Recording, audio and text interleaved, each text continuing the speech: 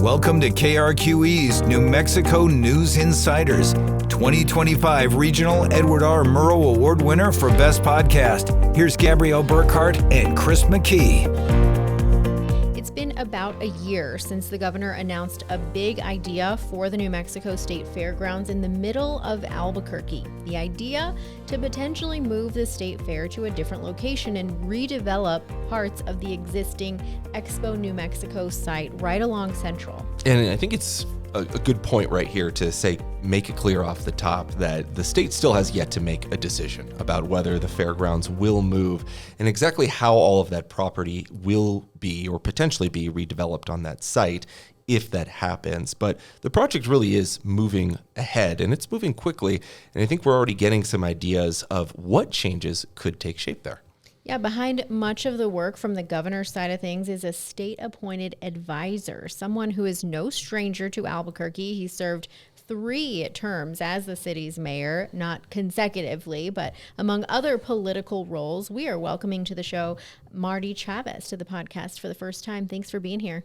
Happy to be here. Yeah, thanks for joining us again. And you know, we refer to your title just there as the state-appointed advisor to this fairgrounds project, but how do you define this role? What is your place in this project, and what is the work that you're doing here? Well, if it succeeds, the governor's a hero. If it fails, I'm the designated scapegoat. No, this is I think you had it right. I'm working for the governor on this initiative, spearheading it for her, and trying to get that part of Albuquerque turned around. Yeah, and what is the work that you're doing in that? Is it a lot of talking with people, relationships, linking people up to saying, hey, you need to talk to this person to figure out your question or answer or whatnot? Well, all of the above.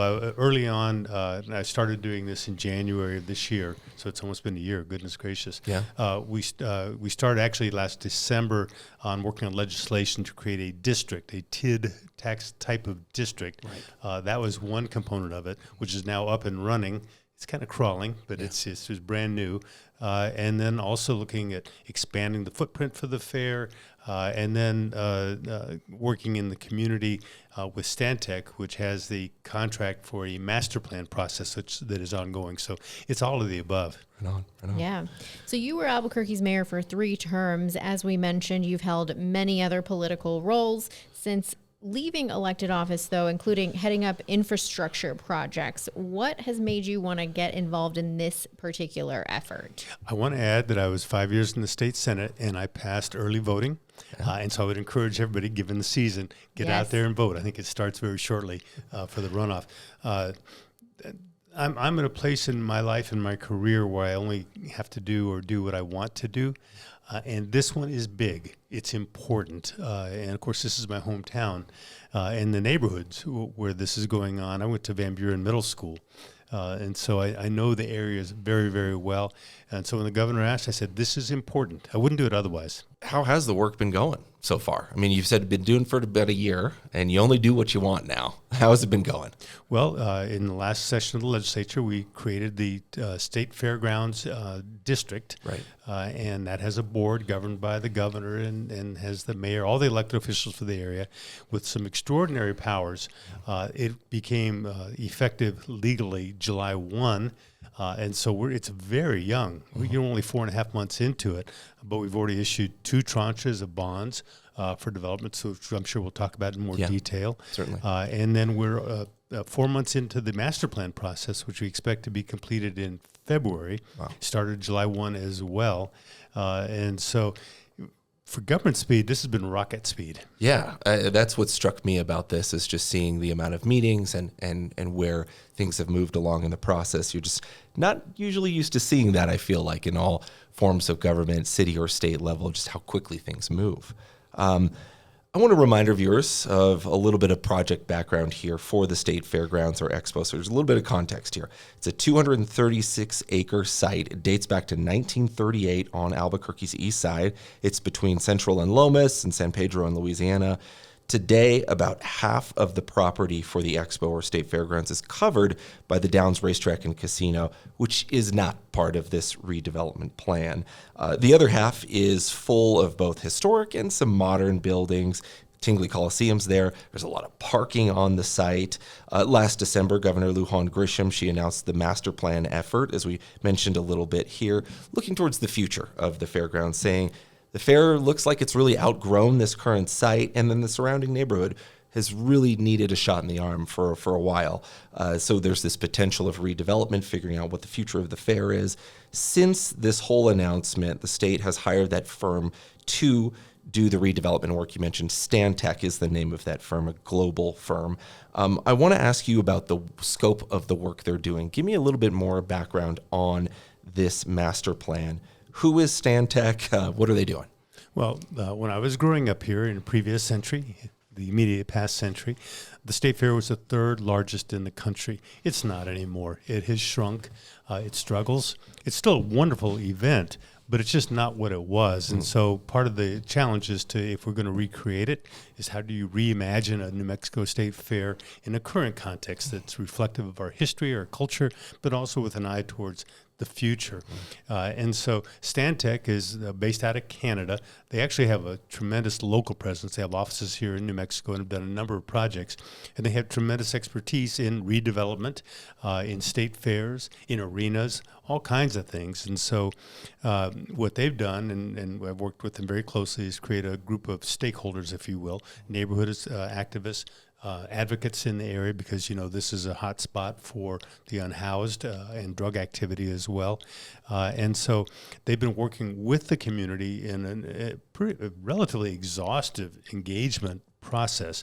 Governor is committed that not everyone will get their way. That never works anyway, but everyone will be heard. So that engagement process with Stantec is to really listen, to get ideas, input, then bring their expertise to the table.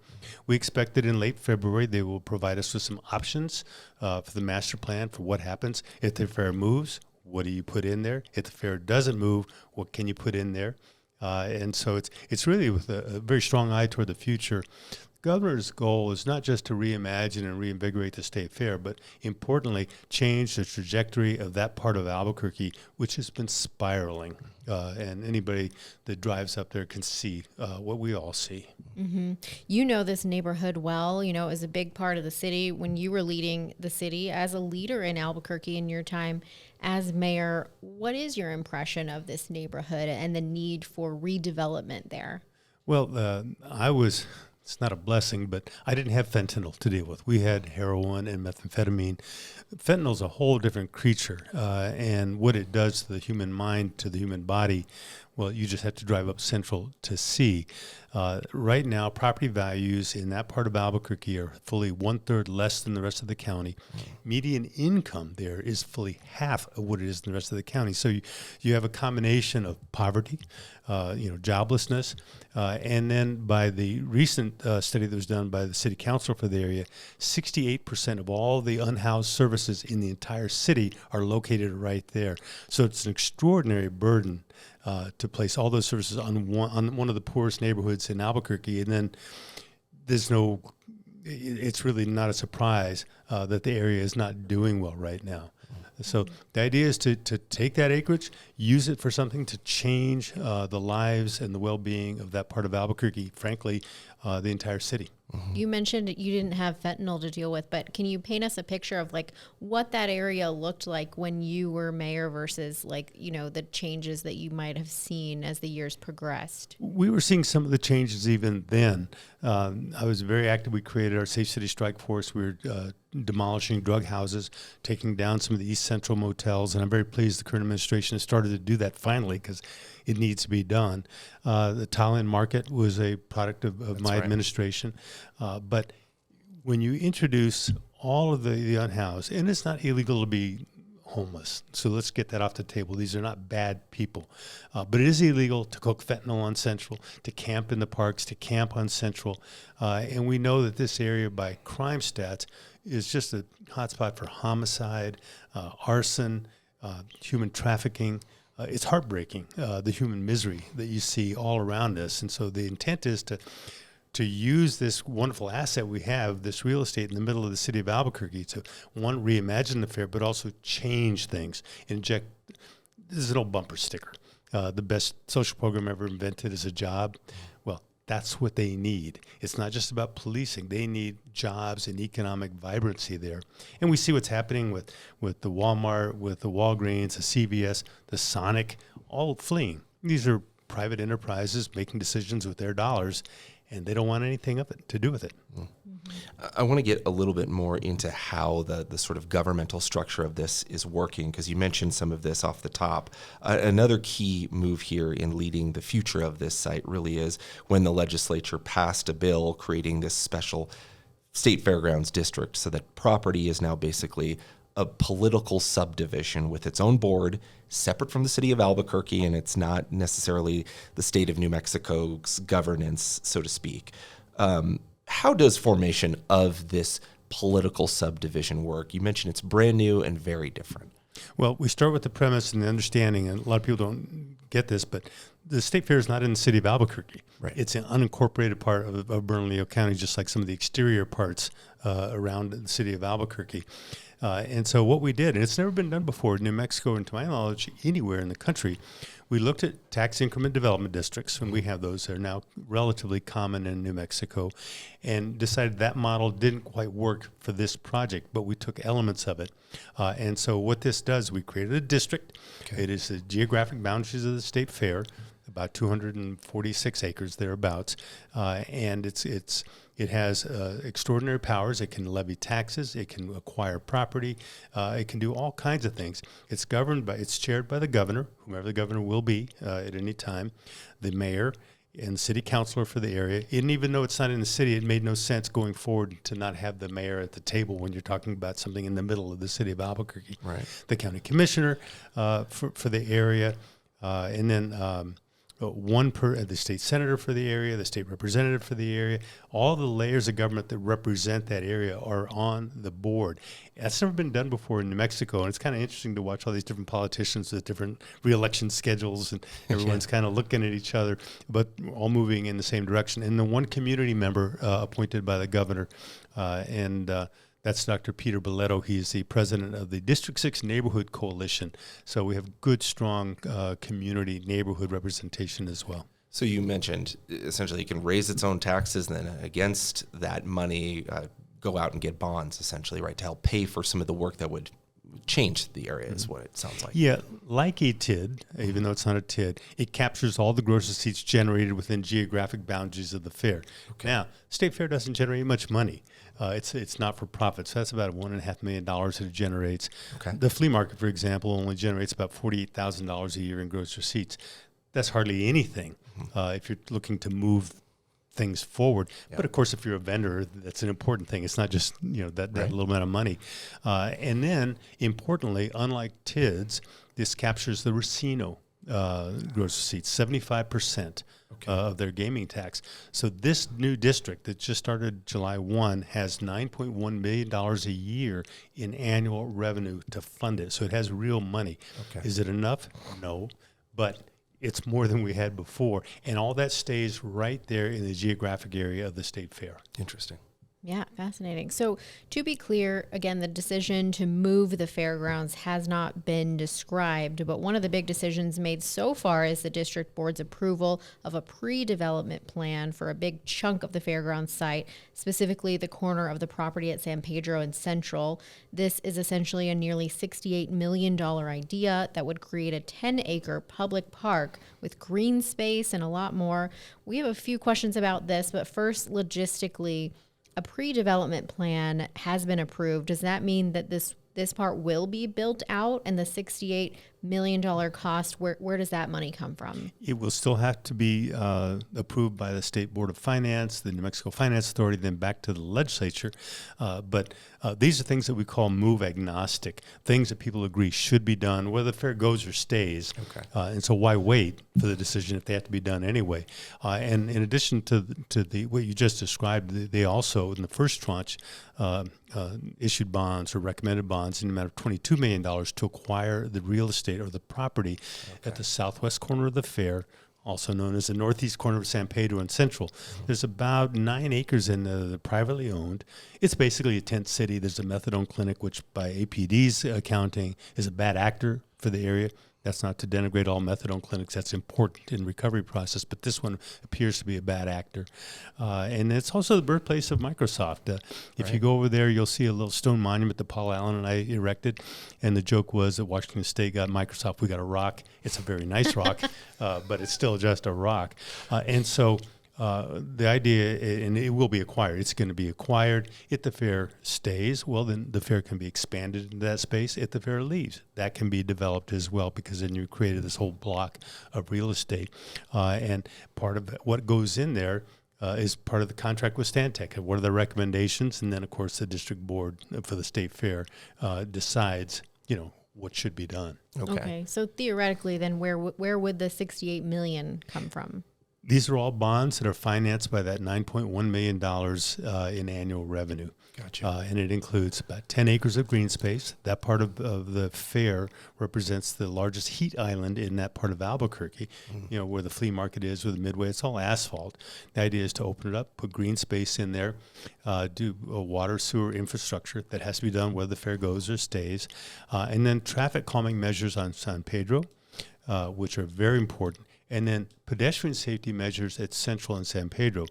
We just saw this statistic last week by the federal government. That stretch of Central in front of the fairgrounds is the second most dangerous pedestrian street in the United States of America. I thought it was number one, so I guess we could say we're getting better. We're only number two. So it's horrific. And if you drive there at night, and I don't encourage it, you'll see, because on fentanyl, people just wandering into the street, and they get run over. And it's sometimes they're horrific. hanging into the street from the sidewalk. I've driven that area. We'll be right back with more of the New Mexico News Insiders. KRQE News 13 investigations. One of the biggest cons in New Mexico history. How did they get away with it? Well, they had an accomplice. The state of New Mexico. A road rage encounter leads to murder. I miss him every single day. Did the judicial system fail here? New Mexico's families, homes, and lives are left in ashes. There's a level of anxiety. FEMA has been an abject and abysmal failure. Watch anytime on krqe.com or our YouTube channel. This is, like you said, a move agnostic, something people agree on. What is the sort of timeline for building out that park? You mentioned it's still got to go through the legislative finance process and all of that. We'll be before the Board of Finance next week. It will then go to the Finance Authority. So we intend to have this approved by the legislature January, February, in this next short session of the legislature. Then it goes to market, and we could be under construction mid next year. Okay. Let's talk about some of the amenities there, right? You had mentioned this was a heat island. Let me stop one space. thing, Chris. Once that construction starts, it generates gross receipts. Those go back into the district. So it self-funds. Interesting. Okay. And so this green space, some of the things we're talking about on the draft plan, the sort of rendering of this, include a promenade for food trucks and a flea market, a sports lawn, a play area. How transformational do you think that is? I have heard this for a long time, is that people thought, why don't you make the fairgrounds property a central park? And this appears to be a sort of, a shot at trying to do that. Well, with the real estate to be acquired on the corner will bring us to just under 250 acres. Central Park is over 800 acres, by the way. Right. So This would be a mini. This would be a mini Central Park. And if you were to just put all grass, that doesn't generate revenue either. Right. So it's transformational in that, well, you got a lot of green space. But the governor's vision, and we're waiting to see what the master plan recommendations are, is mixed use, mixed income, walkable neighborhood. And we say mixed income, that means both affordable and mid-level income. And then mixed use, you're talking about introducing retail, which generates jobs. And that's when you get into transformational work. When you build a house, it's a lot of jobs for that one time. But if you put a store in there, that generates revenue, jobs, and ultimately that's what's needed over there is jobs. Yeah. We did mention the funding for this. It sounds like it's all going to be basically you bond against the amount of revenue that comes from the racino at this point, but then the more you build in there, the more that you're able to capture that money and pay for everything. Part of the draft conceptual rendering of this park as well that we've seen includes the idea of several other businesses around the park. And it's important to say that those developments haven't been approved again, as we understand. But there's a potential of new buildings like housing, retail, something else as well? What do you see essentially the work moving towards? Is it really just housing and retail, those two things? Well, the district has extraordinary powers that aren't in traditional TIDs. It has the ability to buy and sell real estate outside the geographic boundaries of the fair. It has the ability to expand itself as long as the real estate is contiguous to the fair. So ultimately, at one point there was conversation about acquiring the CVS, which is the corner of Louisiana and Central. Right. The board declined to go there for right now, but ultimately down the road that could be done to do that. It has the ability specifically by the statute to invest in capital monies for the schools in the impacted area. So La Mesa Elementary, which is just east of Louisiana, that could get a facelift, or if it needs a new gym, that could be funded by this district. We don't have the money right now to do that, but we will down the road. And I think everybody understands that schools anchor neighborhoods. So you need good schools, you need jobs. They just tore down the Sonic because the Sonic had closed down last year. The place is so dangerous. People didn't want to stop their cars to get a hamburger to stay in their car. This will change everything for the businesses around it. Right now, we know that during the fair, the businesses around the fair lose money. The groceries go down. And so when you have a walkable neighborhood, people there, and presumably young people, because young people are where the action's at in terms of vibrancy and growing a community, they start doing all the things that young people do. They go to restaurants, they go to bars, they go, they recreate, It's a good thing in that neighborhood, and there's some wonderful people in those neighborhoods really working hard, but it's uphill for them. They don't have the resources. This is the first time in my memory that we've had this kind of resources for that area. Interesting. Mm-hmm. How often are stakeholders or board members meeting about this project? They were meeting weekly. They're now at about a bi-weekly schedule. Been having community meetings. Come on up and express yourselves. What are your ideas for this space? The stakeholders have been really helpful because, one, they're neighborhood association leaders, but then also advocates. We've got the leader of East Central Ministry there, and that's one of the leading providers of service for the homeless, for unhoused. And so it's a good mix of people. And then we have a developer on there because ultimately there's some business things that go on here, and you need to have business expertise, which you and I may think we know it, but we don't unless we're actually doing it for a living. Mm-hmm. Yeah. So there's already been a handful of public meetings about this. It seems like a priority that, they're even meeting pretty frequently. I think the vibe we got from a conversation with Counselor Nicole Rogers when we interviewed her about this last year was one of excitement for the potential of helping the neighborhood, but also some serious concern about the potential loss of the state fair event moving away. And in recent public meetings, that's been, a continued sentiment that we hear even from, mayoral candidates. How do you respond to that? What is the feedback that you've heard about moving the event of the state fair? We still have a long ways to go in terms of getting good information out to the public. There's a fair amount of misinformation out there. When the governor first made her announcement in December, it was like, they're going to scrape it and move. That's it. I'd be against that too. And there's some marvelous buildings in that space. And so we're taking the historic buildings, putting those on the register. You have the African American Performing Arts Center, which is not historic. It's relatively new, but goodness gracious, in a mixed use, mixed income neighborhood, what a marvelous amenity to have in your neighborhood. You can walk over there and see a play or whatever it may be. Those are part of vibrant communities. And I get this because most people, when they talk about moving the fair, well, wait a minute, I went there with my grandfather, or it's an emotional thing. That's legitimate. That's their opinion, and it's perfectly legitimate. But people think the fair brings money into the area. It doesn't. We cannot find a single dime of economic benefit, not cultural, economic benefit to the neighborhoods around it. People drive in, they eat, they recreate, they drive out. And so it's a big, fat zero. Now, in terms of the full-time benefited employees of the fair, only one lives in the area. So even the employees are driving in. And then we know that the gross receipts dry up around there during the fair because people don't go.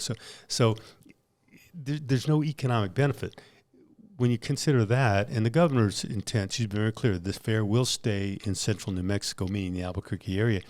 The fair's not going away. It may move, across town, but the fair is still going to be there.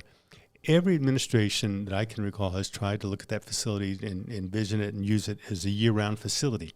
No one has succeeded. I mean, you have an expo, a hot tub expo or a home expo, whatever that may be, but nobody's done it. If you move the fair, you have the opportunity to rebuild it as a year-round facility that hosts the fair and do it in the context of what is modern New Mexico, paying homage, if you will, in respect to our cultural and our history, but also what's a new fair look like? You know, and I had the opportunity to be at the Minnesota State Fair not long ago, and it's the largest fair in the country. Goodness gracious. They know how to do it there. And I always believe that if we have vision and fortitude, and I think the governor and I are in sync on this, we can do better. Mm-hmm. What do they have that we didn't, that struck you? Just curious. Gosh, they've got a lot more food. They have a midway segregated. They have midway for kids and midway for adults. And they're linked. You know, it's all in the same geographic space. More programming and just a real push towards diversity. If you walk through the crowds there, it's like our fair except magnified by 10 times. Interesting. You are well known for being a mover and shaker when you were at the chief executive of Albuquerque. You know, big announcements, bringing in different things at the zoo. I guess my point is you've had a long career doing a lot of big things. I'm old. What is your thought about where this project at? Is this a capstone for you? Is this something that you always thought, you know, even when I was mayor, I had the vision of trying to do something better for this area? Where does this project fall in line for your career? Well, when I was in office, and that's when Mesa del Sol was developing, it was being developed by Forest City Covington, which at the time was the largest infill developer in the world. And I'd drive around with Al Ratner, who was the CEO, and Al was in his 80s then, and look around and talk ideas. He saw the fair and he said, you know what? You give me that real estate, I'll turn around for you in 5 years, mixed use, mixed income, walkable neighborhood. I'll change everything. I go, oh, that's an interesting idea. I broached the topic publicly. Nobody saluted, including, I'm not sure if the governor was a commissioner at the time or Congress, but she said no. But we've seen the continued degradation and downward spiraling of those neighborhoods. And so this is an attempt to stop that in its tracks and put us on a new pathway forward. And to me, I don't know, what else do you do for your hometown? You know, it's important. It's not just a park. It's changing lives. We have kids right now that are walking to and from school. They walk over hypodermic needles. They step across bodies. That is not tolerable. It is not acceptable. And, you know, for those who are opposed to the initiative, we respect your opinion. You know, I had a good friend lives out by Gibson. Said, you can't take the fair, Marty. You can't move it. I go there all the time. I grew up there. I said, well, how often do you go? I said, well, I go every year. How many times in the year? Once. I said, so you're willing to trade that once a year experience for the human misery that's around there and the opportunity to change that? And when people, well, maybe not, maybe. When you put it that way. Yeah, let's open the door and talk about this thing. And that's really where we're at. We're in a conversation stage right now with some of the concrete things that have already been done that we've discussed. What is next on the horizon? We're recording this here in late November. I know there's more meetings to come, it sounds like, and decisions to be made in December when this episode will release. What is next on the horizon? How do people get involved? And when should we expect that decision, maybe when the fair stays or goes? Well, we intend to go back to the legislature in January and ask for more money because the maximum we can bond really in terms of the markets is about $100 million. That sounds like a lot of money. It's a lot of money if it was in your or my pocket, but for an initiative of this magnitude, we need close to $500 million to $1 billion of economic injection. And we have a PhD economist who's leading us. She says that by her early calculations, that if successful, and again, it's an uphill battle because there's a lot of resistance to change. We're all for change till it comes to our neighborhood. We can expect between $2 and $4 billion of economic activity, jobs, construction, et cetera, in that part of Albuquerque. And one of the things I challenged the business community on this, we're going to find out if capitalism works. Because if $4 billion doesn't change things, then guess what? Maybe we have a different approach that we need to go. I think it will change things. So that's on the horizon to try to expand the revenue for the district so that it can do more according to its mission in the statute. And then it's for the public, and we have a website that people can go to, and I should know it off the top of my head. I don't, but if you look We'll at link State to Fair, it. We'll link fairgroundsdistrict.nm.gov. That's the one. People we want your ideas. One of the ideas on the table is to put a stadium there. Let's put a sports stadium in there, or an all-purpose arena, something of that nature. Because then what that does, and we have to decide, is it catalytic? Will it create change? Because then all of a sudden you get a little restaurant, then you get a bar, and then the thing we talked about earlier with young people that enliven and move a community forward. Yeah. So we want the public's ideas. Everyone will be heard. Okay. Anything else that we're missing that you want people to better understand about this project? Well, I think that folks need to understand is it's not about demolishing the fair. It's about re-envisioning and reimagining a New Mexico State Fair. The sentiment around the neighborhoods is critical to the governor, but the State Fair belongs to all New Mexicans. And so we want every New Mexican to weigh in on this. We know that most New Mexicans aren't going to the fair anymore. 80% of all the fair attendance is now Albuquerque area. So, and we looked at the lodger's tax because, when Balloon Fest is here, lodger's tax goes way up. But fair, not even a blip on the radar screen. So we know it's not what it is, but because it is a state fair, the governor wants everyone to weigh in. Get the information, though. And sometimes when there's misinformation, we take the heat. It's our fault. We need to get the information out there for the public, but it's important that, for example, here, I think the fair should move. I think, and we've talked about that. But I don't have the hard data right now to justify it. That's just my opinion. And when people come say, well, you can't move the fair because it's the fair. Well, that's an opinion. What's the data? So I would ask people not just weigh in, but look at the facts and the data. And then we make a better, I don't know if it'll be a perfect decision, but at least it's a better informed decision. Mm-hmm. Well, former mayor, I was about to call you Mayor Marty Chavez, but I'm sure everybody do call you the forever mayor. Yeah, there are other things they call me, and so that's better. Okay. Well, Marty Chavez, thank you so much for joining us. We really appreciate it. No, it's great to be with you on a beautiful fall day. Thanks again to Marty Chavez, who some jokingly say is always the mayor of Albuquerque. He's always been the mayor, right? That's the joke, right?